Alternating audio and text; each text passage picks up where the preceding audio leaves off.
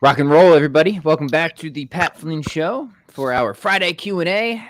Dr. Jim is with us. Here, man. Always a pleasure, my friend. Always a pleasure. Thank you. Always a pleasure to be here.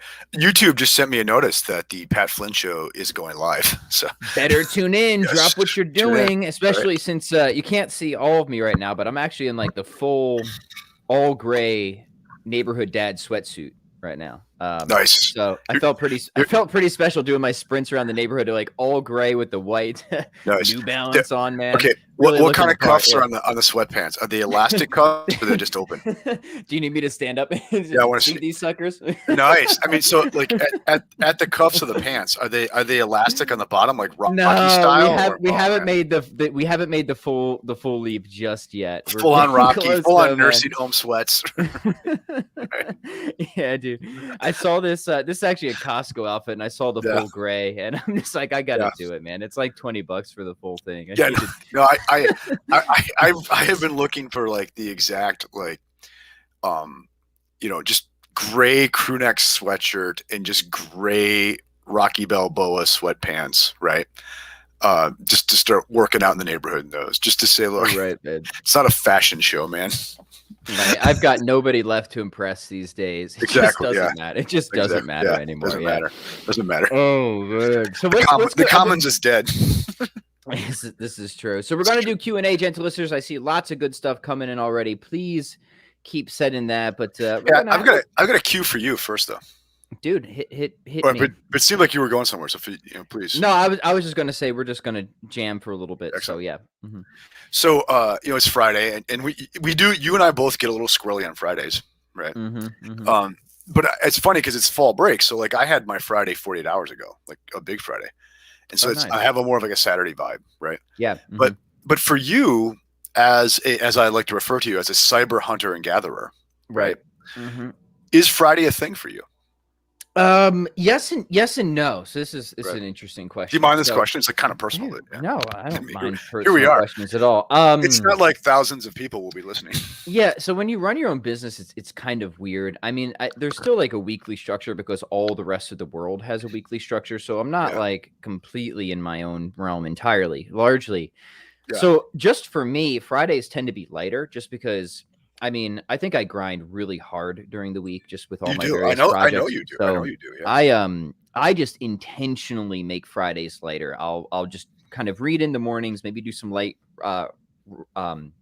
writing. I'll do a workout, and then like come Friday afternoon, it's just fun stuff like this podcast, and then just like after this, we'll go pumpkin picking. So Friday is pretty much, I consider it an off day work wise for me. So it's kind of it's a thing, but it's a thing in that sense. Yeah. Mm-hmm. Nice.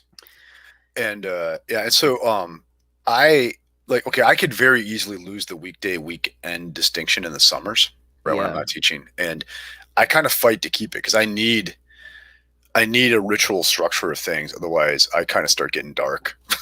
Yeah. And I just like, for me, so I actually work harder on Saturdays than I do Fridays. And I mean, it's kind of arbitrary, right? Like grind 5 days in a week and then take 2 days off. I like just kind of cycling the intensity. So I like having Fridays light, Saturdays a little bit harder. Yeah. And then Sundays, day of rest almost completely. So yeah. Okay. So this is going to go back into the Pat Jim archive. Okay. But one of my favorite episodes that we did was on my two favorite books, the Total Money Makeover by Dave Ramsey and Pavel. Educatable by Pavel, right? Which is, so everyone notice that Jim's got a PhD. He's a professional philosopher. Yeah. Two of his favorite books are Total Money Makeover. Yeah, like are things you could get for $4 on Kindle. Right. Not Aristotle's Metaphysics. It's Total Money Makeover. Yeah, exactly. Yeah. So by the way, but to check out the gentle listener, check out that episode because I think it was a fun one. We both made a case. Yeah. Okay. But anyway, so in the last 24 hours, both of those books have come up for me in a big and happy way. Right. So, in a way, yesterday, so my wife and I bought this summer a 2016 Volkswagen Jetta, right? This is like the nicest vehicle we've owned since there were children in our lives. We're very excited about it. And I wrecked it yesterday. I hit a deer. Right. Okay. I saw it, man. That was brutal. Yeah. Maybe we should put the picture up, for the gentle. Let me see if I can get it. You keep talking. Yeah. Anyway, actually, I should say a deer hit me. Like the first the first I saw this deer is when like we briefly made deep eye contact as its head went through the windshield, right? Yeah. Okay, right. I know that moment. It's pretty scary. Yeah. Anyway, and so so I wrecked that car yesterday, and our fridge died yesterday. Okay. Our fridge, which had served us for nearly 19 years. Like we got this in the summer of 2003, right? I guess so 18 going on 19 years halfway through. We got that thing. We bought the second cheapest appliances when we moved here from the Sears in downtown Atchison, Kansas. And the fridge we got 18 years plus out of the fridge. The stove is still going strong, right? Anyway, and so that thing died yesterday. And now here's the thing is like, since we've done the Total Money Makeover like many years ago, and we now have an emergency fund built up, when stuff like this happens and I can just go to the emergency fund and write a check for it, it makes me so happy. Right. It makes me so happy. Right. You know what I mean? So so yesterday, like a lot of people, that would have been like the worst day. Like we ruined our car. I ruined our car, or the deer ruined our car, and our fridge died and all this stuff. And we were like, and we're not rich people, but like, hey man, cause we've taken care of things. Deductible on the insurance for the car, no problem. Right. The new fridge, we had a fund ready to go for when the fridge died, ready to go. So, once again, manage things carefully, and you can actually sit back and chuckle when these kinds of things happen, right? Yeah. Thank God no one was hurt. Yeah, thank God you're not hurt. I mean, how's the deer? My land. Look at this. Look at that. Here's the deal, man. The deer ran off. How does that type of damage even happen? It's like along the side. Yeah, you can see it ran into the front passenger side quarter panel there. It really looks like he hit you. He hit me, and then its head, as it hit me, slapped the windshield. That's where we both had a brief shared moment there. Yeah. Okay. And then its butt swung around and slammed the door. You can see that. You can see where it pooed itself. Oh no! Onto my door. Yeah. Oh no. Yeah. Oh. Man, well, anybody want a good deal on a used Jetta? Yeah, I mean, I could get you a good deal on a used Jetta right now. Anyway, so that thing did a 360 off into the ditch, and just it ran off. And when I drove past later, there was no blood or guts or anything. Yeah, so dude, I'm assuming it went off and died in the field. Yeah, yeah, maybe, man. Those things are tough. And the last deer accident I had, so I live in two pretty bad states in terms of deer and traffic. Terrible. Wisconsin, but PA was even worse. Oh, sure. Yeah, definitely. So, so friend of mine nailed it. If you live in Wisconsin, you're just like ready to hit a deer at all times. Yeah. So I'll tell my deer story quick, then we'll start turning to some questions. Yeah. It was in high school. My buddy and we weren't even driving like idiots. We were just driving home, snowy, but it was like, 50 miles an hour. Unfortunately, road was icy. Deer comes out, dude hits the brakes. Car's not stopping at all. Just crash this thing in his mom's Ford minivan. Yeah. Van doesn't have a dent, amazingly. Yeah. Deer gets up, walks away. Yeah. Yeah. And it was one of the most amazing things I've ever seen, because we nailed that thing. The car was perfectly fine, and the deer apparently was okay too. And so yeah. I see someone notes that I was a victim of a hit and run by a deer. Right? Mm-hmm. Yeah. And so, but the Pavel side of it is so. Yesterday, I saw that Pavel has a program out specifically aimed at grapplers, at BJJ guys. Is that so? Yeah. It's so yeah. And I picked it up, read it, and I looked at it. I'm like, you know what? I have been overcomplicating things for myself for the last month or so. Right? It's very classic Pavel. Like, let's cut this thing down to the bare bones, man, and absolute simplicity, low cost of entry, very few rules to follow, all the stuff that you and I preach, right? And so once again, in the last 24 hours, those two figures, Pavel and Dave Ramsey, have I've been reminded of them and their brilliance in simplicity. Yeah. Great resources. Yeah. I wanted to do a little book show and tell as well, but I'll hold off because there's a lot of questions. So let's get to it. All right. Listeners. TMI, here's what's going on in Jim's life, right? So, yeah, dude, this is it's Freaky Friday. It's Freaky Friday. Freaky Friday. Yep. All right. Any questions you got? Philosophy, fitness, business, fine art. I don't care. Throw it out. Yeah, let's do it, man. Let's do it. I'll talk paintings. I'll do it, man. First, yeah. Well, yeah. Octus has a question on logic. He says, I have a question about Kreef's Socratic Logic. Great book. An answer to the problem of existential import. On page 180, he says, this is the simplest way of dealing with existential import for ordinary propositions, namely that none of them have it, that only explicitly existential propositions have it, that only explicitly existential propositions mean to assert the existence of the subject. I ask because other Aristotelian logic textbooks like Sullivan, Hauser, and others seem to grant existential import to propositions. Is this just another valid way of answering the problem? Jim, what are your thoughts on this one? Okay, I think, okay, so first of all, especially comparing to Hauser and Sullivan, I forget what the other textbook. By the way, I think Kreeft is right. Yeah, well, yeah, I agree. I actually think all of them are saying the same thing, right?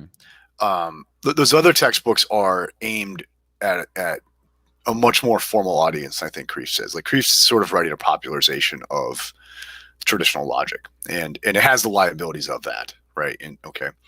And basically what I see, what Kreeft is doing there is he's basically bringing in a very, very non-technical, implicit way, the notion of different levels of intention from medieval logic. Okay, first intention versus second intention and stuff like that, and the idea is in that, and this is how Sullivan deals with. This is how the medievals deal with it.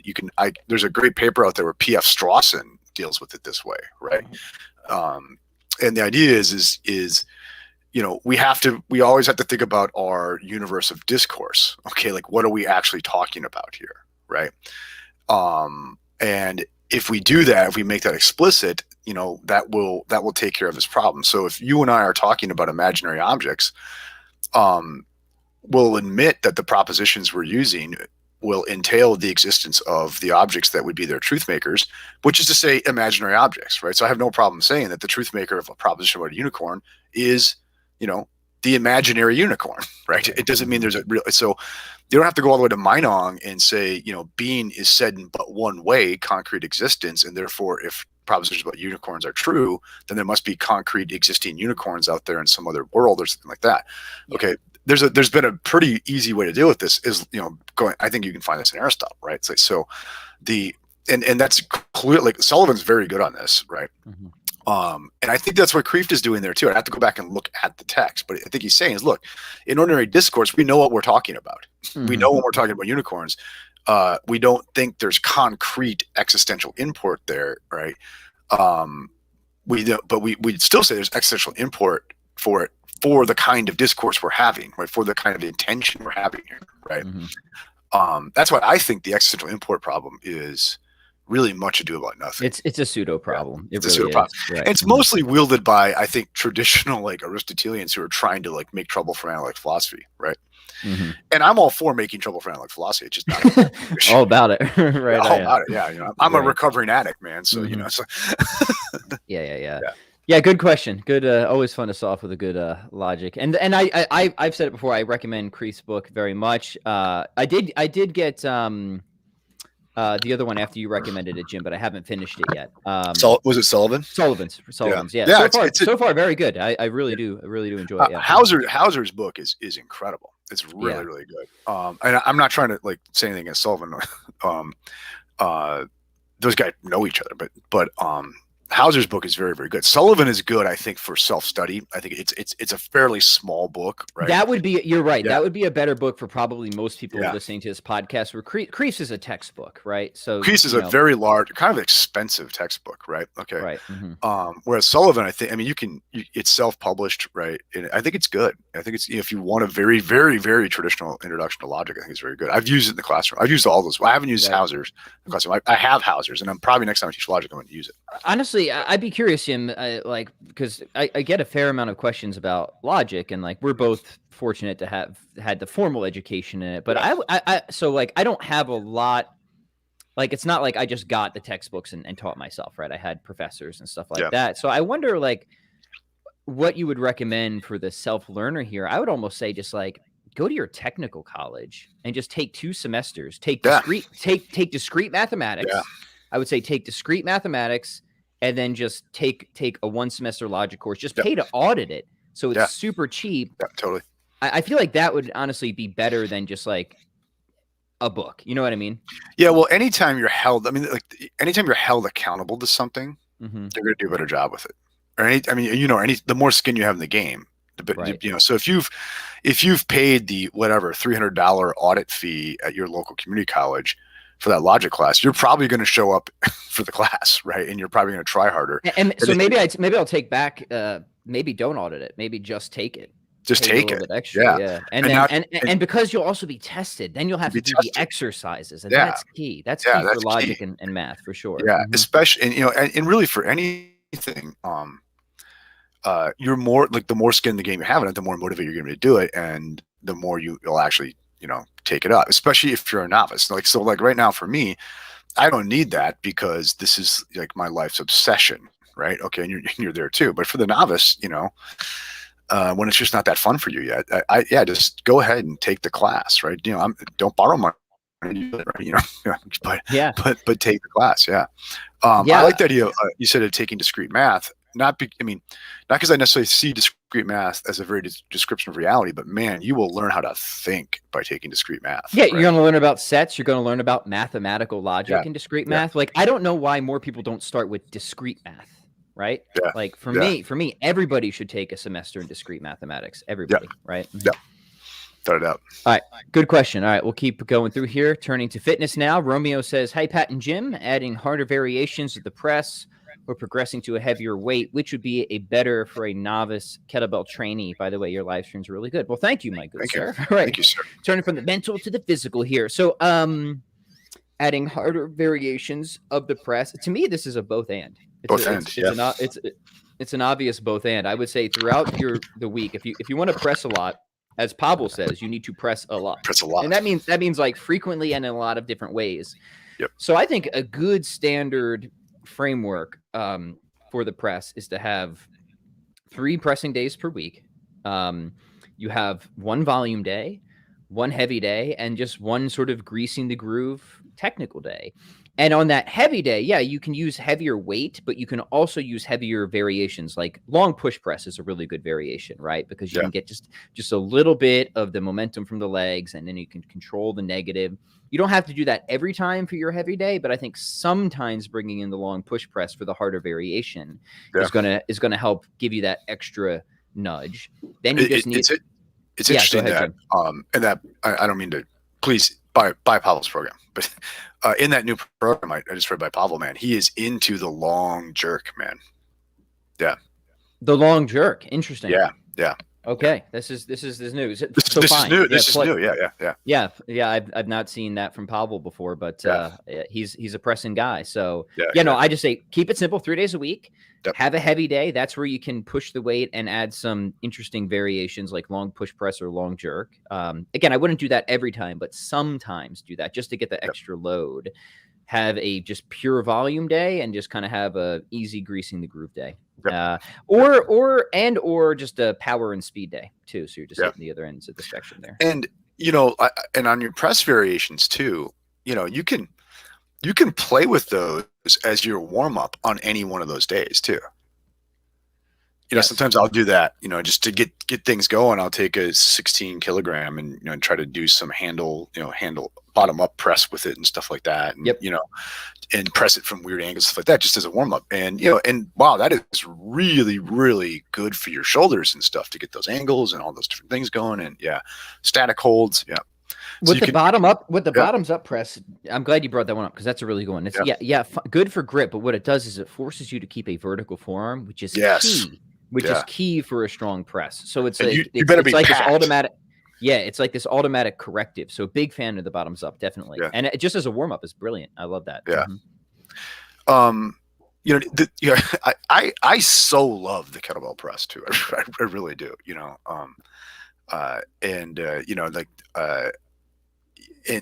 I think it should be in your mix in some way, shape, or form, right? Dude, I mean, put on the full gray sweatsuit, take the kettlebell outside, and show your neighbors what you're made of.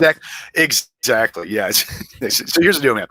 We need some videos that we can put up here of us in the full-on Rocky sweats doing some presses. Do it.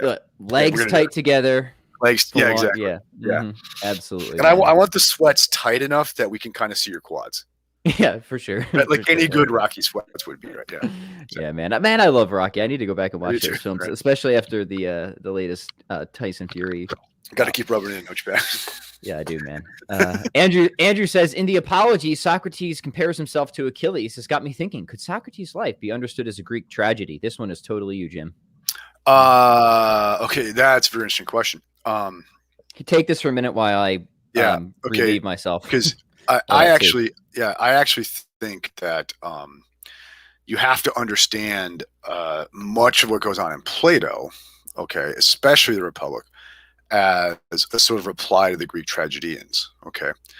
I don't know that I would, though, specifically, because in many ways what I read Plato is doing is a reply to or an answer to or kind of an argument against the tragedians. Okay, especially Aeschylus. So I don't know that I would interpret Socrates' life as presented to us by Plato as an example of tragedy. In fact, it might be seen as the antidote to tragedy. Okay, because in the tragedy, and one of the things that like Plato doesn't like about tragedy is that all the characters are basically trapped by their own lack of wisdom. Okay.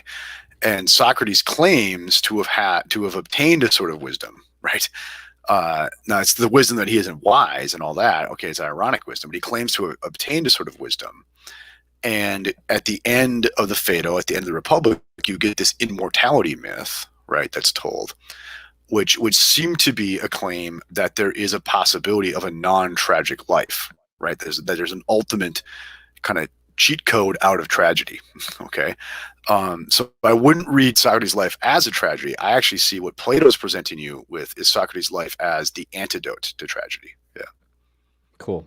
I missed part of that, but I'm sure it was great. And stay tuned on our discussions of the Republic as things go down here in the last few episodes of that, because this is going to come up again. Yeah. Which, by the way, yeah, go ahead. I was just going to say, we're probably going to do book 8 right after this Q&A, yeah, so stick around. Because in book 10, it's interesting, in the very final book, Plato brings up tragedy again, right after he did it early on. So, yeah. Cool. All right. Next question. I like that. I like that. Like their alternate fitness and philosophy questions. Grant says, "Hey Jim, big fan from the tactical barbell days. I subscribed to your email list for a couple months, but I haven't gotten anything. I know. Any issues? No. Have you not been emailing, Jim? I have not been emailing. The people are waiting. I know the people are waiting. I know. Oh, gosh. Jim. I know, and it's sort of like I'm like I could do an email, or I could read my Heidegger, right? And I keep becoming incontinent in that way, right? So, yeah, no, I will not. Okay, Grant, now you have moved me. I will get something out. Like they're asking me to email them, right? So keep it simple, man. And you just, my advice, like anything else, this is for anybody, because email is like the lifeblood of the online business, and it's hard. It's hard. Yeah. Because you really have to do it every day. So to keep the top of mind awareness and just to get in the habit of it. So yeah. So that's if people ask me like, what is the thing that I'm happiest about that I did early on for my business? It was starting an email list and getting in the habit of writing a daily email. Like when I look back of all the things I did wrong and some of the things I did right, that was the most right thing that I did that enabled my business to be, what it is now. Because people are used to hearing from you now. Yeah. Yes. And I'm just in the habit of doing it. I mean, it's just like I get up, I write my email. That's it. That's just what I do. Right. And it's good because it kind of like serves as like my writing warm up in a way. I use it to just turn everything on, and then I'll go do kind of more difficult writing after that. Exactly. So it's got its nice place. Cool. Yeah. And see for me, as you know, I've got to make some decisions about like what role all that's going to play in my overall, how I'm going to balance that with all the stuff I want to do, right? How it fits into the generalist picture. Yeah. Once you get into the habit of it, honestly, this is what I tell people. It's like anything else. It's easier to maintain than it is to start in the first place. But I mean, my daily email takes me like 10 to 20 minutes. It's nothing, right? It's not. But it's the 10 to 20 minutes that accounts for 80% of my business. So like, it's a clear example of Pareto's principle at work. Like, obviously this is the 20% of efforts that gets me 80% of my results in a particular area. Right. All right. Andrew says, I work at an after-school program for my parish's parochial school. One of the boys, a 10-year-old, asked me, how do I know that I'm not in a video game simulation right now? Reminds me of when I was 10-year-old. I don't know how to answer him. Plus, I don't know how to simplify it for a 10-year-old. I was curious if you guys have responses to this form of skepticism. Have any kids asked you guys similar questions? Yeah. So, Jim, I know we both have a ton of thoughts on this. So I guess there's two ways we can take it. We could give our adult responses first, and then we could try and maybe think about how best to articulate this to a 10-year-old. Yeah. As far as articulating stuff that 10-year-olds go, Good. But 10-year-olds are smart, man. Yeah, I know. Right. They can be smarter than adults sometimes. There's a number of ways to go with it. I think the way today I'm interested in going with it is the fact that we can sit back and talk about whether or not we're in a video game presupposes that we occupy a perspective that is itself not in the video game, right? That we can have a higher order perspective on video games, right, would seem to presuppose that we occupy a perspective that is not within one, right? I mean, this is basically Kant's argument for the transcendental unity of perception in the first critique, right? Which is sort of his argument. It's really his answer to something like, it's his answer to Descartes in a lot of ways, which is sort of a simulation hypothesis. Right. So let's be clear, right? The modern simulation hypothesis is just Descartes' demon in the modern age. That's all it is. I know. It is, right. And in fact, I think it's just it's even less plausible for certain reasons than the demon hypothesis. Yeah. And so, and I do think Kant is right. Is like the very fact that the question comes up assumes that we have a perspective standing outside of it, right? Right. And now that doesn't prove a material world or anything like that, but it just shows that you have some kind of cognitive agency that is not merely a simulation, right? Because you can ask whether or not your cognitive agency is a simulation, right? Do you see that? And so in order for the question to make any sense whatsoever, right, you have to presuppose my asking the question is not a simulation, right? Right. Yeah. So I have a lot of thoughts on these types of things. First off, I think that any argument that shows that thinking cannot be a physical event or process is going to rule out the simulation hypothesis immediately, right? Yeah. So if you have, say you find James Ross's argument convincing, which I do, right, that whatever else thinking is, it's not going to be reducible to any sort of physical process. So then the whole idea that everything you are is just something that's run by a computer is just refuted. It's just nonsense, right? Maybe you're still unless that argument's part of the simulation, though, right? Well, then we're just in radical skepticism, right? Yeah. And my responses to radical skepticism. Yeah, totally. I think that's all it is, though, is radical skepticism. Right. No, I agree. It's a variation of it. So we can treat it as like a hypothesis that doesn't know it's radical skepticism, and then we can run arguments from philosophy of mind to refute that possibility, right? And I think there's decisive. Like, again, I love Ross's argument. I think that's decisive against any sort of physicalist hypothesis for mental activity, however you want to think about it, right? So that would deal with that, right? But then if you just want to run general skeptical scenarios, again, the way I see it is like the scandal of skepticism is you have to assume cognitive reliability to call it into question. As soon as you call it into question, right? It constantly undercuts itself, right? So you can't even, at the end of the day, you can't even get these things coherently started, right? They ultimately end up self-defeating, self-refuting, self-referentially incoherent, right? So the way deny the very perspective that would be required to frame the question, right? That's the Kantian thing, right? An interesting thing that the listener asked, at least the way he's representing the 10-year-old is, how do I know I'm not in a simulation? Okay, well, there's like an implicit granting of the burden of proof to the simulation hypothesis.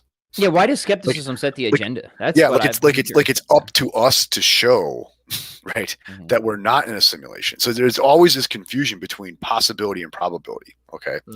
Now, I don't think I should even grant the possibility thing because of the Kantian argument that I'll run. Okay.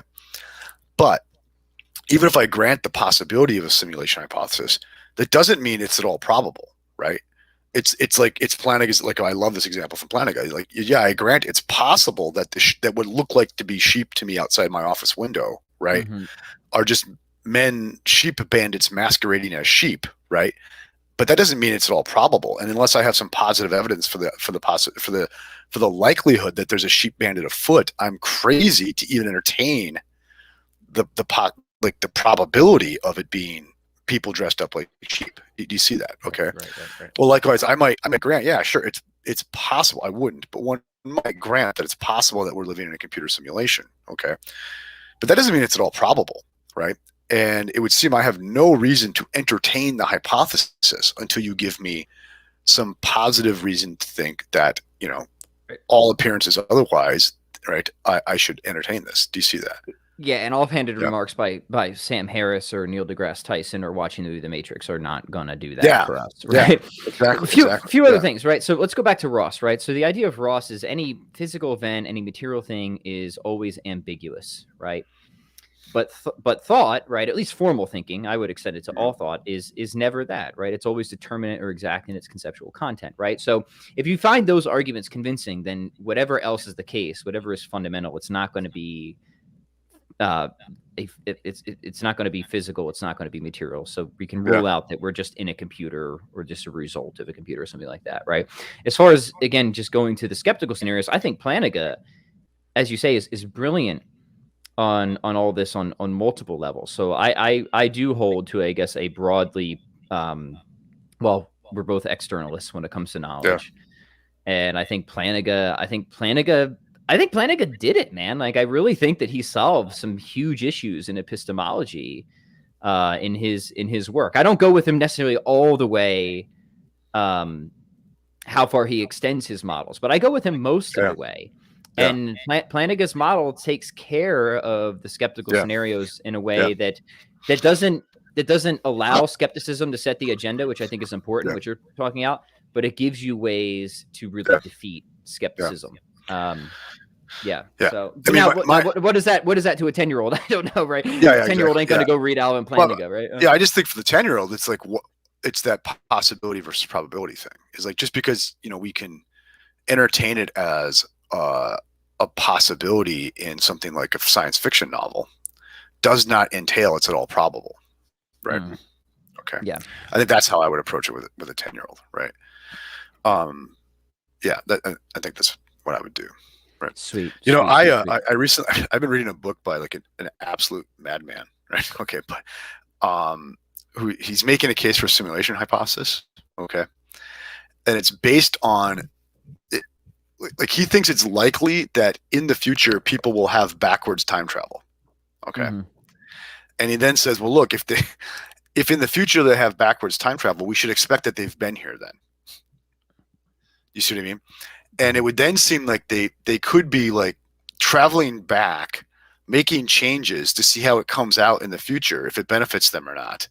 And if they don't like the results, to come back again and make other changes to rerun it and rerun it and rerun it. And then it would then seem like you are not in like a computer simulation, but like history keep running again and again and again and again, right, as a simulation to see if that's how these time travelers in the future want to have it come out, right? Okay, now so if you could show me there's like a high probability that there will be backwards time travel in the future, good luck with that, by the way. But you can show me there's a high probability of that would then seem to be like positive reasons to start entertaining simulation hypotheses of a very weird stripe. Yeah. Right. The scandal of skepticism is this. If I argue to skepticism, I am already assuming the reliability of the faculties I am calling into question, whose unreliability is the conclusion of my argument. Famous reading quote there. And I think it's spot on, right? And just think about it in like Descartes, he's very selective about what faculties he does and does not call into question. Or at least there's a famous debate about this. Right. He doesn't seem to appreciate what we call the normative web, right? Right. Yeah, good stuff. So I hope that's helpful for you, Andrew. And sounds like you got a good set of thinkers there, at least one of them, though. So, all right, let's keep moving along here. I'm working with juniors in high school right now, and I haven't got that good of a question yet for my confirmation class. Oh, Anthony says, Pat, when's the Philosophy and Fitness channel split happening? Let me mention that right now. It already has happened. So Philosophy for the Schism, as it were. People, yeah, Philosophy for the People is going. Maybe somebody can link it in the chat. So right now, I'm still doing content on both channels, but I would say probably in the next month or two, the philosophy stuff will just kind of exclusively be over at Philosophy of the People. So if you really like that stuff the most, please subscribe to that channel. There's already been some exclusive content there. We had our episode on phenomenology that was just on that channel. So Anthony, the channel exists. It's going. Please subscribe to that, because eventually we will just be making the full split here. But I'm giving it some time for people to filter. Mm-hmm. Yep. All right, let's see here. In fact, that's what it looks like if anyone wants to see. All right, Brendan wants to know, how long does it take to get really bad at jiu-jitsu? To get really bad at it? I mean, yeah. I suspect 99% of the people out there are really bad at jiu-jitsu, right? Does he mean really good at it? Probably from nothing to really bad. I don't know. Okay. Yeah. One less. Yeah. I mean, what are you doing this afternoon, Brendan? I'll show you how bad you are. Mm-hmm. I don't know. He's probably like a black belt or something. Yeah. Yeah. I don't know. I'm not quite sure I understand the question. If you're being ironic, and you mean just to go from like just utterly incompetent to be a recognizable jiu-jitsu player while still very bad at it, right? That sort of thing. Mm-hmm. I think that can happen in like 3 months, right? Like you'll see people at that 3 month point. It seems to me like something starts to happen where they like when you first start, you don't even get what the point of it is. Like you don't even like you don't even get what we're trying to achieve in doing this, right? Then about 3 months, it seems like I mean like you've regularly trained for 3 months, like something they settle down a little bit, dude, and they start to kind of get it. Yeah. 3 months is like the mark where if you work really hard at something for 3 months, you can fool your grandmother into thinking that you actually know what you're doing with that thing. Yeah. Right. Yeah. If you work really hard for 3 months on the guitar or piano or jiu-jitsu, you could fool, I shouldn't say your grandmother, because your grandmother may be a black belt, right? But you could fool like a generally naive person that maybe you kind of know what you're doing. You'll be able to like impress your buddies in the living room by like demonstrating a triangle for them, right? Yeah, right. Mm-hmm. But you get killed in a fight with it, right? Okay. You know what I mean? But yeah, about 3 months. But in terms of like, I mean, at least my coach's view is that he's inclined to give you a blue belt when he feels like somebody off the street could walk in the gym who was bigger, stronger, younger, what have you, had some great physical advantage on you, and they wouldn't finish you. Right. Doesn't necessarily mean you'd even submit them. They wouldn't finish you. Like whatever position they got you in, you could get out. Like you'd probably be able to sweep and get on top and control, or at the very least keep a guard. Like that's cool. That's I like criteria. That, right? You know what I mean? And so it's sort of saying like from just a really base self-defense thing, like a complete muggle, right? Could not just walk off the street, take his shoes off, get on the mat, and like sub you somehow, right? And my coach's view that seems to him like that's what he means by like you're now ready to have a blue belt. Like if you visited someone else's, this is not how he would put it, is how I'd put it. If you visited someone else's gym and rolled around, you wouldn't embarrass us. Like you'd be able to like do a mount escape, right? Stuff like that, right? Yeah. That's I think at that point you're at jiu-jitsu. Like for a lot of people, a lot of people quit at their blue belt, right? And I think it's one because they realized it took like 2 years of like really hella hard work to get it, and they got the blue belt, and it just still means they're second worst, right? Okay. Yeah. I think then there's despair, but also I think a lot of people get that blue belt and like, okay, hey, I kind of got out of this what I wanted to. Like I'm sort of broadly competent in keeping someone from breaking my neck, right? Right. Yeah. Good. Romeo says, sweet tunes, bro. The intro music is, of course, my own. Your own. So yeah. Well, it's actually me doing a cover, so it isn't fully. Yeah, let's be careful. Yeah, with deference to AC/DC. Yeah. So you can check out the SoundCloud for more. I should have another new tune finishing up here soon. Just waiting for the vocals to finish up, and we'll be good to go. So it's that heavy rockin' tune we sometimes enter in with. So yes. Maybe we'll have to have another benefit concert at some point here. That's right. For the Jetta. For the Jetta. Yeah, no, seriously. Let's have a fundraiser for my Jetta. Let's do it. Let's cover that deductible. Ricky wants to know if I cut my hair. Well, I cut all of them, actually. That's right. Why don't The you old ask me dad that, joke Ricky? there. Right? Mm-hmm. I did after many years, and in fact, it was jujitsu that finally made me Yes. getting back into rolling. I'm like, oh man, I got the glasses and the hair, and it's just so many annoyances. It's just too much. Yeah. Ricky says, Pat, with what all different weights of kettlebells do you use, and what exercises do you apply the certain weights of kettlebells to? Yeah, good question. I mean, I've got the whole range. I mostly train not at my house. I train at a gym, and our gym is well stocked with kettlebells. Good old give a shout out to Lifetime Fitness, and so just got the huge range there. I would say for most pressing these days, overhead stuff, I rarely go over 2x24. That's kind of like a sweet spot for me. I go heavier on other types of pressing. So I go heavier on because I don't just use kettlebells, right? I'm a mixed modality guy, so I go pretty heavy on the dumbbell benching. That always feels really good, and incline dumbbell benching. Go pretty heavy on the dips, and then yeah, I mean, I use the whole range, man. I use 16 if a lot. I use 12s for mobility works and flows. I use the heavier kettlebells for swings, double swings, cleans, front squats. 28s, 32s. I don't find myself using much more than 32 these days, honestly. Because at that point, I'm probably just going to be doing a barbell for whatever I would need for the real heavier stuff. So I would say, yeah, a range I'm using mostly, but anywhere between 12 to 32 kilogram. Heavier naturally for kind of the more grindy lower body stuff. 24 to 32 for swings, usually around 24s for the overhead military pressing stuff, and 16 to 20 kilogram for the complexes is kind of how it typically falls for me. How about you, Jim? Yeah, it depends what I'm doing. I at my house, I have doubles from 20 kilograms to up through 32 kilograms, right? And I have a 40 kilogram and a 48 kilogram, and I have a 16 kilogram. So I got the full range. It just depends what I'm doing. Now the 40 kilogram, the 48 kilogram tend to be just heavy swings for me, right? When just being strong at kettlebells was my main thing, I was pressing those things regularly, but not anymore. But the majority of my work right now really is done with that pair of 24 kilograms, right? Yeah, right. And I've really found that to be a pretty sweet spot for me. Yeah, and it's funny how as you, I guess, mature in a lot of this. I mean, same thing. I used to push the weights really big with the overhead pressing. Pardon me, 28 kilograms. Pardon me, 28 kilograms. Yeah. And I just don't anymore. Yeah.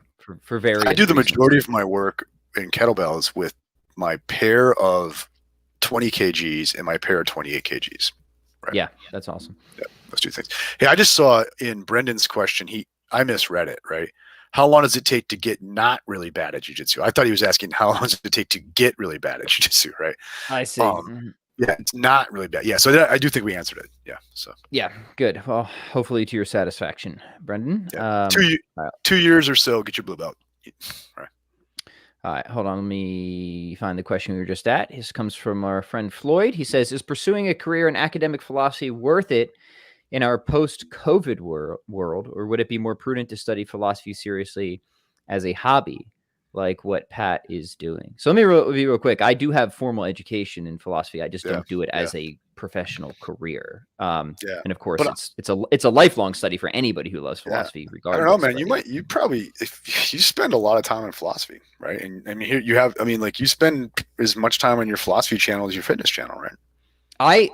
When it comes to what I live and what I read, it is overwhelmingly philosophy, right? I tell you, I'll keep up with the fitness research here and there, but I rarely, if ever, sit down and read many fitness books these days, right? Yeah. And I guess that kind of sounds kind of bad, but I mean, look, fitness isn't rocket science, says the neuroscientist, right? It just isn't. Right. You kind of get the not to say that any old idiot can figure it out. Obviously, people struggle, but to my mind, if you've spent 50 years trying to figure out fitness questions, I think something has gone wrong, right? Yeah. Like it's like something's gone wrong, right?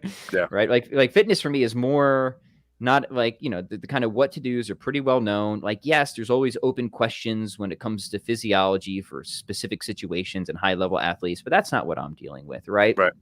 And then it's Yeah. I just mean, kind of if more you were coaching questions of, guys in the UFC, it'd be different, right? yeah, absolutely. Yeah. Right. Then I'd be looking for optimization 24/7, but that's not what I do. It's not what I'm coaching. And so mostly, the more interesting questions there are questions of kind of psychology and lifestyle and implementation and stuff like that. But anyways, I'm getting sidetracked. The point is, overwhelmingly where my research is spent is on the philosophy side. So back to you, Jim. Mm-hmm. Yeah. Yeah. It's yeah. In the same way, like I would say, philosophy is not merely a hobby for you. In the same way, like fitness is not merely a hobby for me. It's like it's this avocation, right? But I'd say in your case, even more so. Like I don't hold an advanced degree in fitness, right? I don't, you know what I mean? So, yeah. So I think of you as a kind of professional philosopher, right? You're just a para academic. You're not tied to a particular academic institution, right? That's right. Mm-hmm. Right. Okay, but to Floyd's question, is it worth it in a post-COVID environment? I mean, well, COVID's maybe a game changer for higher education in a lot of ways, but I don't think it's as game changer as people thought it was going to be, right? So when COVID first hit, there was a question of how many schools were just going to be knocked out, like smaller liberal arts schools, just going to be completely knocked out because small liberal arts schools basically justify themselves by the residential aspect of and if they're honest, they'll tell you that they make their money on room and board. They basically give away the tuition, and they make the money on the room. They give away the tuition on so-called scholarships, which almost everybody gets, and then the money gets made on room and board. So if suddenly, when the entire industry of higher ed demonstrated that it could turn itself from mostly in person to entirely online in 10 days in the winter of 2020, think of what an achievement that was, right? You had an entire millions of people involved in the industry went from in-person online in 10 days, like over spring break last year, right? A lot of people wonder is like, well, how many small schools are going to open up again, right? Because people are going to say, hey, if I can just get it online and sitting on my parents' couch, why don't I just do that, And that didn't happen though, right? Like people still seem to want to go to college, maybe not for the best reasons, okay? Because people feel entitled to a 4-year, vacation before they start adulthood, right? But it didn't knock out, I think, yet at least, knock out higher ed or change it structurally in the way people thought it might. Okay.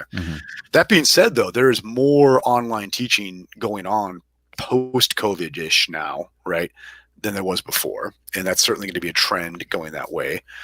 And so, whether or not, so I do no online teaching whatsoever, right, and the most of the people I know who teach at small liberal arts schools aren't doing a lot of online teaching. It's a special case thing. Okay. So I don't know, like, if the post-COVID part of the question is really important or not. Okay. The most relevant. Yeah. Okay. And so now the question is, like, is it worth to go have an academic career? Okay. I think it has a lot to do with what kind of institution you would end up working at. I'm going to grab something real quick. Yeah. Like what kind of institution you end up working at, and whether or not that's the kind of job you want to have. Okay. So if you ended up at a big research institution, you're going to have almost no teaching, okay, or very little teaching, and you'll be primarily rewarded for the research you produce, okay. If you end up at a smaller public institution or a small private school, you'll be rewarded very little, if at all, for your research, but almost entirely for teaching. You have a much higher teaching load, okay. And there's upsides and downsides to both, okay. So, for instance, I teach at a small research or small private liberal arts college, so I have a very, very high teaching load. I have to teach a lot of students, and I'm rewarded almost nothing for my research, my writing, my speaking. Okay, but also though that affords me a kind of real freedom in terms of what I read, write, and think about, because nobody cares, right? So I'm not. Whereas if I went to a big research institution to work, they would say, well, we hired you to be our researcher on, say, philosophy of mind, and that's what you do, and you're going to pump out articles on that field, right? Or you're out, or you're not going to be rewarded. Do you see that? Okay. Whereas at a small school, even though I have a high teaching load, I can read, write, think about whatever I want because no one really cares. Okay. But also, I have to spend the bulk of my workday dealing with students who really, really don't care about the material that I'm teaching them, and it has a downside too. Okay. So whether it's worth it, it's to go in academia is going to depend a great deal on where you'd fall in that kind of job market and whether or not that sounds like a job you want to have. I think people don't understand is that you're making a career choice, right? It's not like a religious vocation. Okay. Mm-hmm. And so now, but also be warned is, the job market in academic philosophy, it's always been pretty bad. Okay. But I'll say this, everybody I went to graduate school who wanted a job found one and is still in the field. Okay. But it does seem to be changing. Like increasingly, bigger schools are not replacing retirements. They're not getting rid of people, but they're not replacing retirements. Like, so if you had 10 people in your philosophy department and one retires, they're just saying you get 9 now. We're not adding another one. Okay. So the departments are getting smaller. And I've known people, at very, very high level, like Ivy League level institutions that weren't even finding jobs at like very low level, like community college sort of things, right? Because of this contraction. Okay. So I'll definitely say this, it is not worth borrowing money to do this. It is not a good investment. Okay. Right. If you can get somebody to pay for it, yes. If you're independently wealthy, sure. But if your goal is absolutely, I have to get a job on the other side of this in this field, that's a pretty bad gamble. Cool. Right. Yep. Good. Our buddy Herb has a question. It seems like we're getting like one-to-one fitness and philosophy questions. Yeah. Kind of fun here. Yeah. Herb says, given the choice, do you guys prefer dips on rings or parallel bars? Man, that is like a definite both and for me.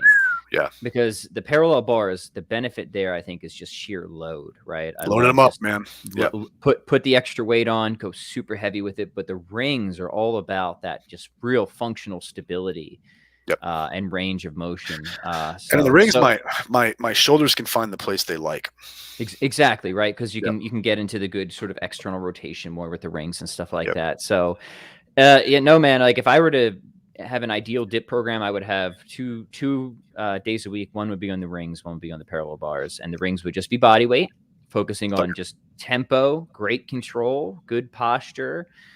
Making your shoulders happy, and the parallel bars would be you're adding weight to that and just trying to just be a beast with it. Yeah. Mm-hmm. Right. Now, if I had to go to the, everybody's favorite question, if you had to, you could go to an island, you can only bring one exercise with you. Probably would bring the rings. I guess. Well, just because you don't have to worry about adding as much weight.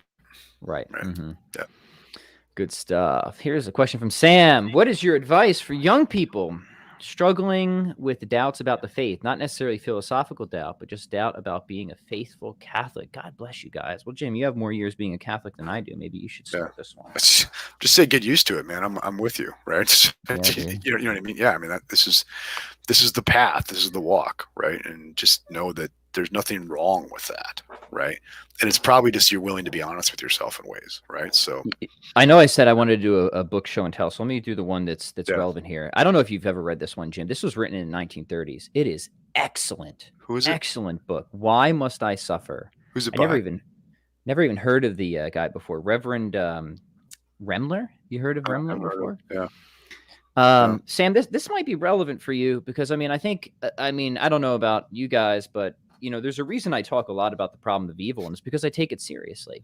Yeah. I take it seriously from both a philosophical perspective and a practical lived perspective, right? I mean, nothing kind of like causes you to struggle more than just than suffering. So a book like this is great because it's not like trying to offer your typical philosophical defense or theodicy. It's just a really practical, fatherly guide to not only why must I suffer, but what to do about it, right? Yep. What to do with your suffering. And I won't spoil it. It's a slim read. It's pretty cheap on Amazon. I think even if you're listening to this, even if you're not Christian, even if you're not Catholic, grab this book. This is one of those books. I don't get like blown away by books very often. Yeah. I'm impressed by a lot of books, but this was a book when I read this, I was like, That is an awesome book. That is a Nice. really, really good book. So Yeah. I would recommend that to you, Sam, or And, anybody. and I'll say this, Sam, there's days I get out of bed, I'm like, I don't buy a word of this. I don't. Okay. But I persist. I abide it. I remain resolute. And then there are many days when I do go to bed and I buy every word of it. Right. And I think you just have to admit that to yourself. This is, I think Jordan Peterson's very good in this. And I think really all he's doing here is he's relaying Dostoevsky and Heidegger, right? When Peterson says that faith is acting as if there's a meaning to life when it doesn't look like there is, right? So, like what is specifically religious faith? It's to sort of, even though you don't see how this could be true, you're still sticking to it, right? In the same way, like there's going to be times in your marriage where you're going to be like, I've been blessed. I haven't really had this happen, but people have this happen in their marriages. Like I cannot understand how it makes sense to say that this person loves me, but I'm sticking to it because tomorrow might look different, right? Right, and but at the same there's time, days where the faith doesn't look like it's true to me, but tomorrow it might be different, so I stick to it. Yeah, and like why doesn't it look true? One other thing that's always been helpful to me is this principle of using what is clear to try and shine light on what is unclear, and not using what is unclear to cast doubt on the things that are clear, right? Yeah. So, there's a lot of things to me that do seem clear, right? And there's like kind of like various degrees of confidence I hold on those, but some things seem very clear. I've thought really, really, really hard about the God question. Yeah. And so like that has a very high degree of confidence for me, right? Yeah. I've thought considerably hard about how that relates to questions of evaluating the claims of revealed religion. And it seems, this is the idea when it's like, what are the main things to me that I should look at when evaluating something like Christianity versus Islam or whatever? And it seems like there's a few things that like I got to get clarity on, right? The resurrection and like the authority being passed to the church and stuff like that. Like I do need to look into that if I want to say that I have a sort of reasonable grounding for my faith, right? And I'm not saying everybody even needs that, right? But I'm saying if you're a philosopher and you're interested in that, that's the case. But then there's a whole bunch of stuff related to the faith, stuff that the church teaches where, again, I don't see how it's true. But here's an important distinction. Yeah. Just because you don't see how it's true doesn't show that you see that it is not true. Yeah. And that's a critical distinction. Just not seeing something is not seeing not. And I think people confuse this all the time. I mean, take like infamously like Genesis. A lot of what goes on in Genesis, I don't know what the case is with a lot of the Old Testament of how to interpret that. And I know what the church teaches, so I hold to it. But to my mind, even with what the church teaches, you probably have, I don't know, like 5 to 10 different models on any given issue in Genesis of things that could be true. I don't see which one is or how or for a lot of that, right? But I don't let those unclear things cast out on the things to me that are clear. So maybe that will be helpful, but that's something that I return to. Yeah. Like one though, I mean, like this is different from you and me. Like you have a much higher level of confidence in a lot of those arguments than I do, right? Like the resurrection stuff and all that. But that's an aside. And the way I think about the same point you're making though is like let's distinguish like tree trunk issues from like branch issues from twig issues. Do you know what I mean? So yeah, like if you don't believe in God, right? Okay, okay, fair enough. Like the tree trunk is cut down, right? Okay. But I'll have people ask like really minutiae issues about like Marian doctrine. I just can't buy that. Can I be a Catholic? I'm like, why don't you just suspend doubt on that one?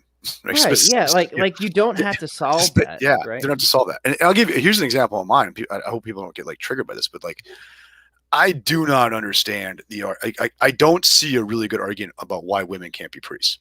Okay. I don't find any of the arguments about that terribly convincing. Okay. But yet, okay, here's the deal.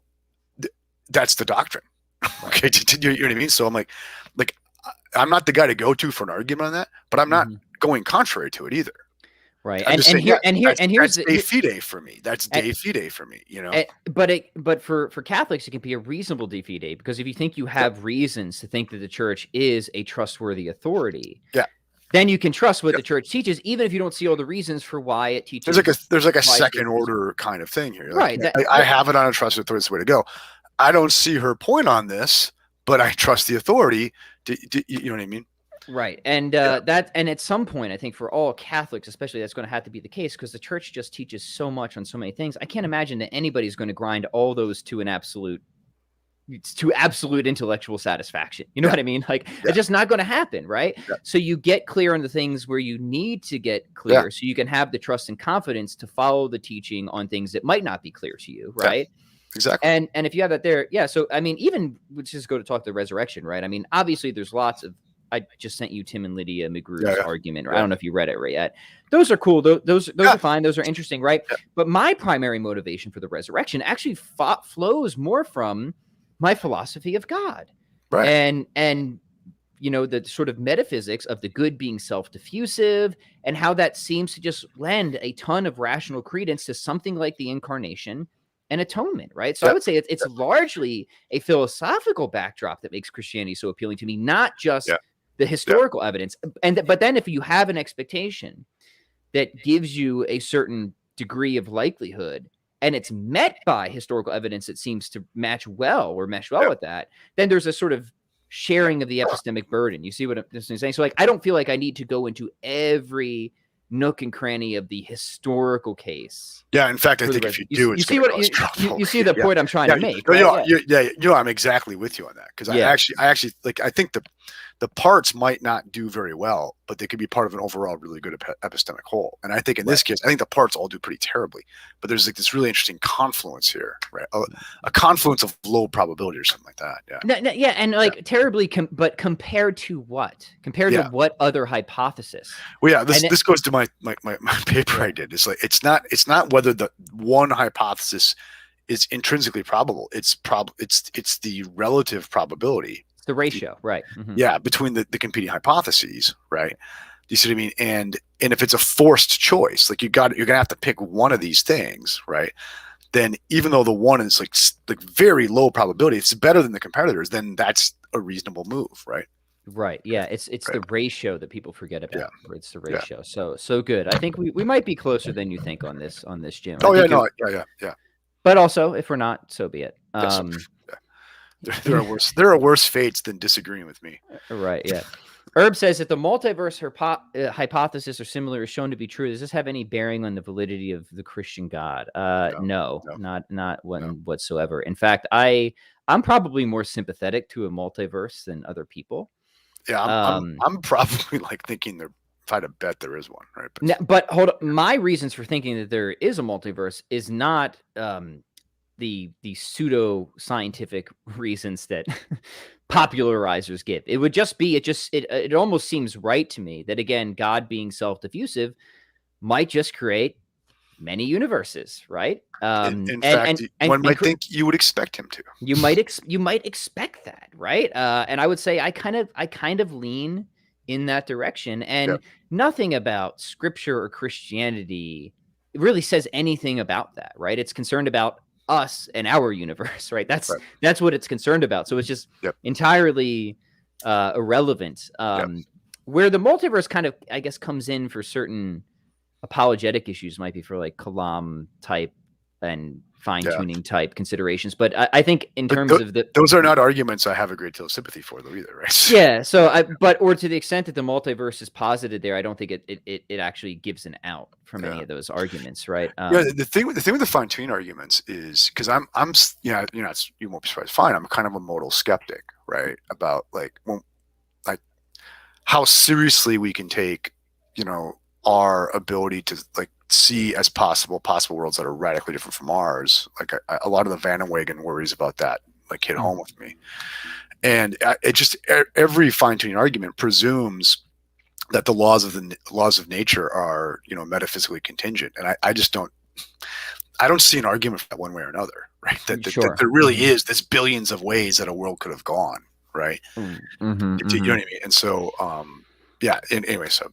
Yeah, I mean, there's two considerations here. One is whether the laws are contingent or whether the constants and quantities could be right. Or even there too, like there's always this assertion. Well, there's no contradiction in the constants and quantities being different than they are. Okay, yeah, but I'm not convinced that lack of contradiction is a real measure of possibility. I'm just, you know what I mean?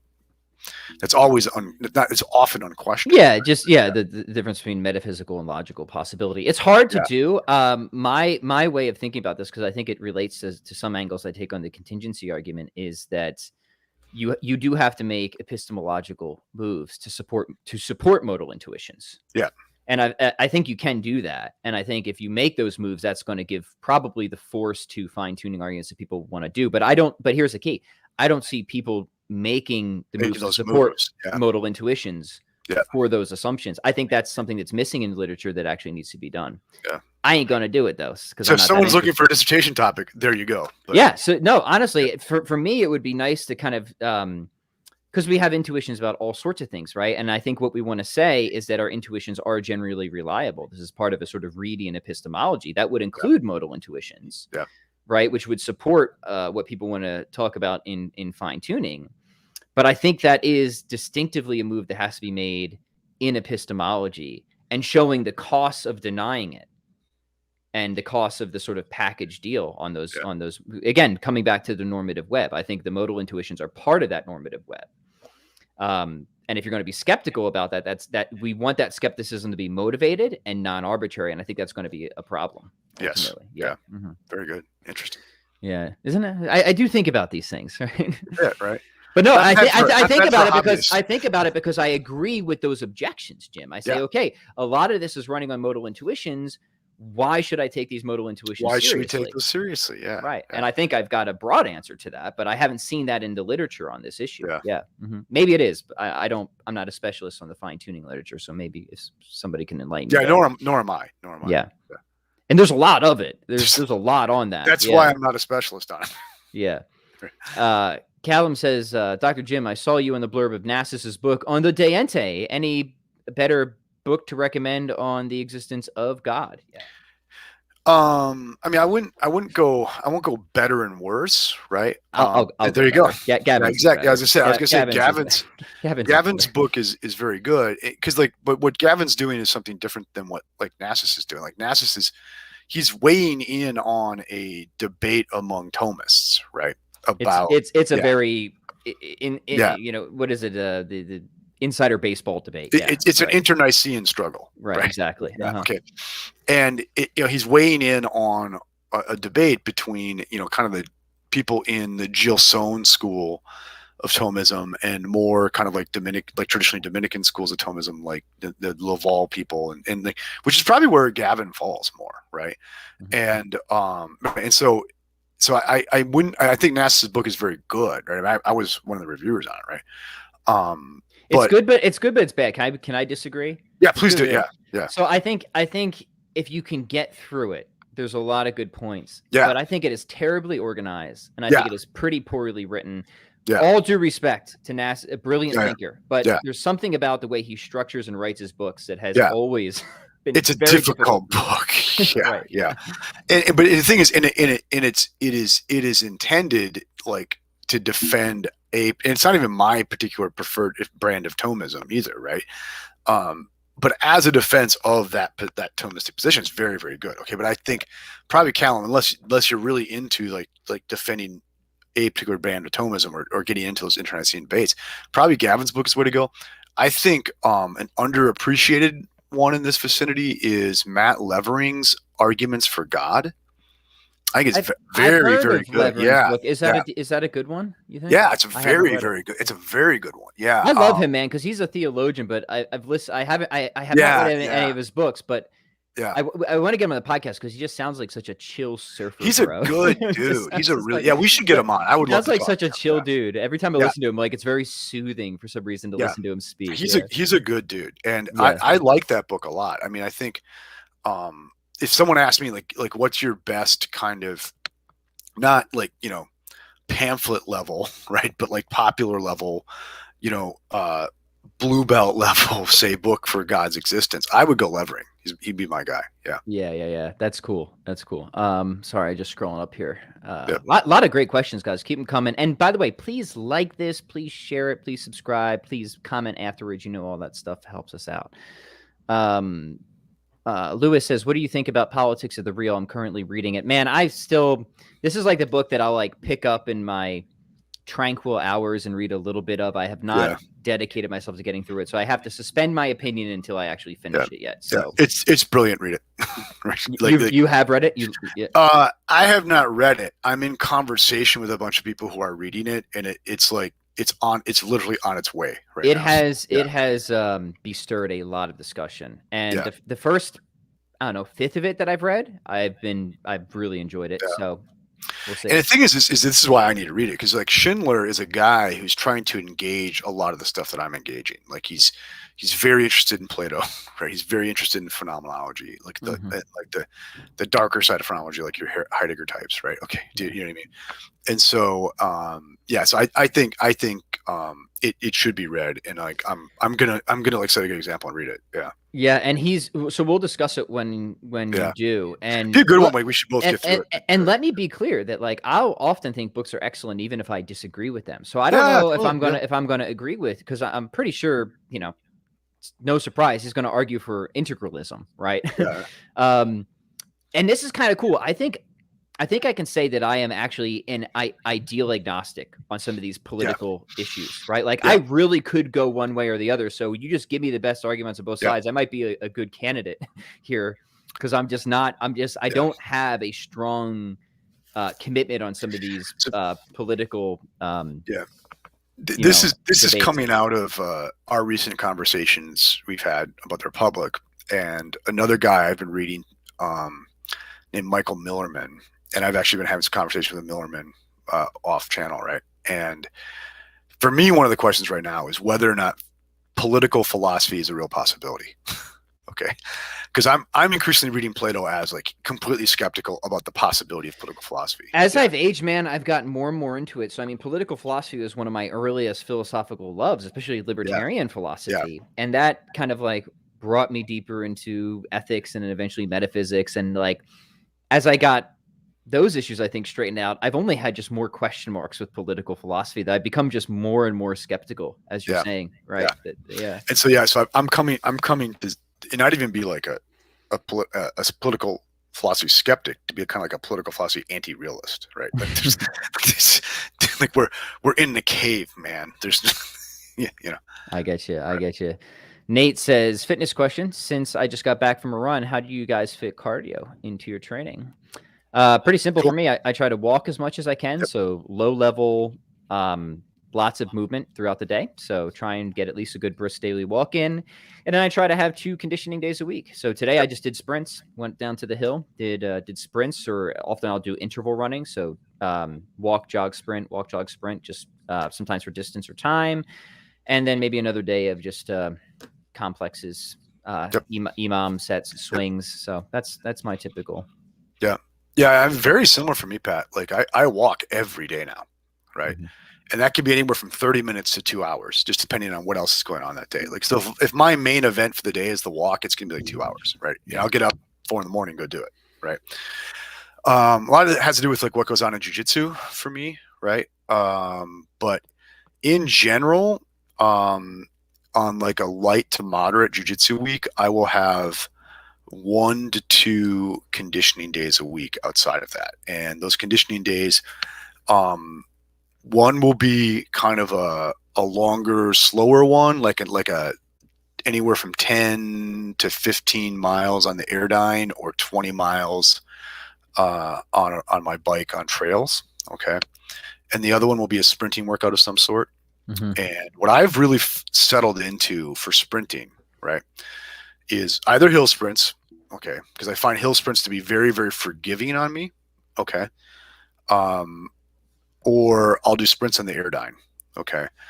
And on all those sprints though, I'm now where, cause I'm where, when I'm working sprints, I'm working on being fast. I'm not working on endurance. Okay. I want to keep these things separate. And so like on my Airdyne sprints now, I'll go 10 seconds on, 50 seconds off. I'll go 1 to 5 work to rest. Mm-hmm. And by rest, I'm like jogging on the Airdyne, right? And do anywhere from, 10 to 20 rounds of that. Okay. But I want almost complete recovery, right? And, on my hill sprints, I'll sprint up that hill. It might be like a 10 or 15 second go. And it's going to be, walk down, turn around, couple quick breaths, go back up. So it's, once again, it's probably 4 or 5 to 1 work to rest, right? And I've really gotten into not making my sprinting sessions beat downs. I'm working on making them they're making me be fast, right? Yeah, that's the key. Right. That's awesome. It's a quick hit anaerobic thing. Yeah. Yeah. Romeo says, "Hi, how do you introduce stoicism and mental fortitude to young boys? I want to help my nephew, 13-year-old, and dealing with bullying." Yeah, that's always a shame to hear about something like that. Yeah, First off, give him Aristotelianism instead. Yeah, exactly. Yeah. Honestly, no, if you're going to do stoicism, sometimes you should get pissed, and that's what Aristotle would tell you. Yeah. Sometimes you should get pissed. Seneca, I think, is a fine introduction. Always go to the dudes themselves, right? Don't get like the crappy new books that are on New York Times bestsellers list. Go actually read the Stoics, right? So I've always I've always liked Seneca. Now the funny thing is Seneca often gets charged with being a hypocrite, right? So maybe he's do as he says, not as he does type of dude. But yeah, go ahead, Jim. Dude was deeply involved in politics and intrigue. Yeah, he was more Aristotelian, right? So, okay, a couple of things that, like leave it aside, just like formal philosophical stuff, because like formal philosophical stuff is not necessarily the best way to teach somebody how to live a life, right? It's to your teaching of them has to be informed by that stuff, right? Especially a 13-year-old. But first of all, and I'm not a therapist, okay, but one, I would not be afraid to have a 13-year-old who is struggling with bullying to talk to a therapist, right, and totally destigmatize that for him, okay? Because I think I've underestimated until recent years, like how real these problems are for young people in ways they weren't when I was a kid, and maybe not even when you were a kid. Like especially because of how it's taken form online, right? Yeah, exactly. Like when I was a kid, it was like, okay, yeah, they could mock you at school when you went home and it was over, and maybe you had like friends who didn't go to your school that you could hang out with, or your siblings. But now it's like, because of freaking phones and stuff, it's like you are constantly being mocked and bullied and crap all day, every day, right? Okay, and also, when I was a kid, I mean, I remember I got bullied pretty bad as a kid. And like one summer, like after I had my growth spurt, I hunted them all down and kicked their ass, right? Okay, but that can't happen now, apparently, right? You know what I mean? I'm not coming out for that next time. Okay, right. And so one, I do think, do not be afraid to have that young person. If there really is like an anxiety problem going on here, that please have that young person talk to a professional, right? And destigmatize it, right? Another thing I have found with kids that helps with this is to try to get it in their head, especially a 13-year-old, is that 10 years from now, you will not know any of these people. These people are not, these people are a moment in the transience of your life, right? You know what I mean? Like the people around you in middle school and high school, I am not in contact with really anybody except for a very small number of people that I knew at that point in my life. Right? Great advice. And I think just to get them to see like whether or not these people like you, what all that, it doesn't matter. It doesn't matter. These people will be forgotten by you. Do not define your life by these small people right now. Right. And and it's very hard to get a young person to have that long perspective on their lives. Right. But I think that's important, is to get them to see this doesn't matter. This is just a brief moment. You are not going to know these people. You will shake the dust of this town off your feet and move on. Yeah. Yeah. That's great, Jim. Hopefully that is helpful to the listener. I would just say, get your kids involved in martial arts too. Not so they can go whoop ass. And hey, I'm not against that, right? I think classic tactics for bullies apply. Stand up, hit hard, hit fast. I mean, look, I've been there. I've had to do it too. And you better to be prepared if it comes to that than not. But martial arts in themselves are confidence builders, right? Yeah. And that's I think that's critical. Just another thing too is like, just using jiu-jitsu as an example, right? It's this kind of weird thing. Okay. And it's not like we're like the cool kid crowd necessarily is, right? You know what I mean? Like in our jiu-jitsu gym, you have a lot of like kids who are like athletes at their schools and they do it in the off season. You have that. You have a lot of homeschool kids. You have some kids who are being bullied and they just want something they can do somewhere else. And so it's a very, very accepting environment where you have a mix, it's a sport, or it's something that's not tied to the normal like high school, middle school hierarchies out there. It's outside all that. Yeah, so you get people mixed. Same thing with adults too, right? Like you have, physicians and people who just got out of prison and stuff in the same mat together, right? And so it's this social mixer in a way, and then you're all in it together, and none of you know what you're doing, and you're all, you know what I mean? So I think it's interesting that way. And moreover, leaving aside whether or not you would actually use this in a fight with a bully, when you go on the mat and you have to fight somebody every day and you're like, it's Mortal Kombat and you're choking and being choked and all that stuff, like that kid that you beat on in the hallway at school is just, you're not the scariest thing I do today, dude. Right. I think it's just easier to be aloof when that happens. Yeah, 100%. All right. I actually have to go pumpkin picking somewhat relatively soon. So Sure. let's take a few more here. And then Jim, if you're cool, we'll save Play-Doh for next week or something. Yeah, we'll do it, man. This is going well. Yeah. Yeah, this has been good. All right, let's just pick a few here. Jim, see if any catch your eye. I'll do this one first. Mark says, sure. Pat, I sometimes hear you use the qualifier radical when talking about skeptics. Can you clarify your definition of radical versus normal skepticism? Yeah, I'll make a few distinctions, right? I think there's like a healthy skepticism, as in like, don't just take everything you hear, right? Just because somebody says it, right? Like, I think we should have a healthy level of skepticism in many areas of life. However, in the philosophical context, you often have distinctions between, say, like global and radical skepticism versus localized skepticism. So somebody might want to be skeptical about just some aspect of experience. Say they might be moral skeptics, or they might be sense skeptics, or something like that. Global radical skepticism just wants to cast doubt or try to cast doubt on absolutely everything. Now, I think the problem is trying to be localized skeptics in most instances, if it's strong enough, will collapse into global skepticism. And that itself is self-defeating as well. But you do have particular instances of specified or local skepticism in the literature where people will be willing to accept reliability in some areas, but want to be skeptical or doubtful in others. So a little clarification there. Let's see here. Do you guys have any thoughts on Bitcoin? I actually have no thoughts on Bitcoin. I have no thoughts on Bitcoin. I have no. Though I'm a little tempted. I'm starting to think I should get some thoughts. What are your guys' thoughts on Bitcoin? I'd be curious to hear from the audience on this one. Get a little money, right? Yeah. Let's see. Here's an interesting one real quick. Alex says, how would you guys respond to somebody who does not trust philosophy based on it being a tradition of men? A Protestant friend was inquiring about this. Well, first off, I would not even be a Christian if it wasn't for philosophy. So I'll just, I guess I'll start with that. It's not a tradition. It's reasoning. I do think there's a traditional aspect to it, but yeah, I don't think that's what tradition of men is meant by in the New Testament. Right? No, it's definitely not. There's just some clear confusion on that point, if that's what's being meant. But no, I mean, philosophy is not something you can escape doing. It's only something you can escape doing well. This is something I often try to explain to people. It's like having a worldview. You can't not have a worldview. The only questions are, do you know what your worldview is? And is it a good one? Right. Yeah. So since we're stuck with it, we should try and do the best we can at it, is my general response. There's no getting around it. Mm-hmm. And if even if your philosophy is no philosophy, you still have a philosophy, right?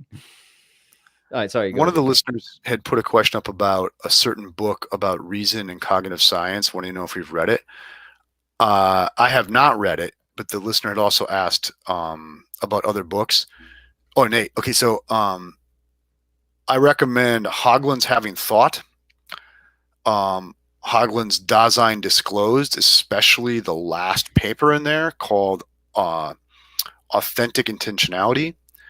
And I recommend Evan Thompson's work on phenomenal approaches to cognitive science. I recommend The Phenomenological Mind by Zahavi and Gallagher. Okay, I think if you want great entry points into both cognitive science and a particular take on cognitive science, the one that I hold, I recommend all those resources, like very heavily. And all those have been immensely influential on recent turnings in my own thought. Right. Here's an interesting one from Floyd. I saw Floyd gave a shout out to Tom Woods before. Tom Woods, good man. I was on his podcast a while ago. He's been on mine a while back. I'd love to have him back on, maybe even talk about this. Floyd wants to know, what is it that changed your mind on anarcho-capitalism? And in what way do you think it is incompatible with Catholicism? Also, assuming it is incompatible, is there still room for Austrian economics? So first off, I was never a committed anarcho-capitalist, but I did try to read seriously, as I often do, the best arguments for any position. And so you think of Milton Friedman's son, David Friedman, has a book called The Machinery of Freedom, which is a very interesting book. And the short answer is I'm an Aristotelian. I think it's just in our nature to organize politically and for the state to. So I just don't think that it's compatible with human nature, anarchy in general. I just a man alone is a beast or a god. Right. So I would say it's Aristotelianism that ruled that out for me fundamentally, before Catholicism does, but also Catholicism obviously sees an important role for the state and the legitimacy and the authority of the state as well. Doesn't mean that states can't go wrong or bad. And I think that like this is where like my libertarian sympathies are still really strong in our modern day. I think the states often do go horribly wrong, as we're learning about in the Republic. And there's certain conditions that can have us predict when states will go horribly wrong. So no, I think that there is a such thing as legitimate political authority. I think that thinkers like Michael Huemer, who argue for anarchy, they actually largely ignore the Aristotelian arguments for that. And Huemer is great because Huemer has awesome critiques that are just like devastating against modern liberal paradigms and social contract theory. Like I think he destroys those from an anarchist perspective. But he ignores what I think are the strongest perspectives, which are these Aristotelian natural law perspectives, which ground legitimate political authority. So that would be my short answer to that. That would merit a full conversation. As for Austrian economics, I just don't think economics can be done entirely from the armchair, is my short answer. I think it's more empirical than many Austrian economists want to admit. I think Austrian economists have good ways of thinking about human action and human incentive. That's very Aristotelian.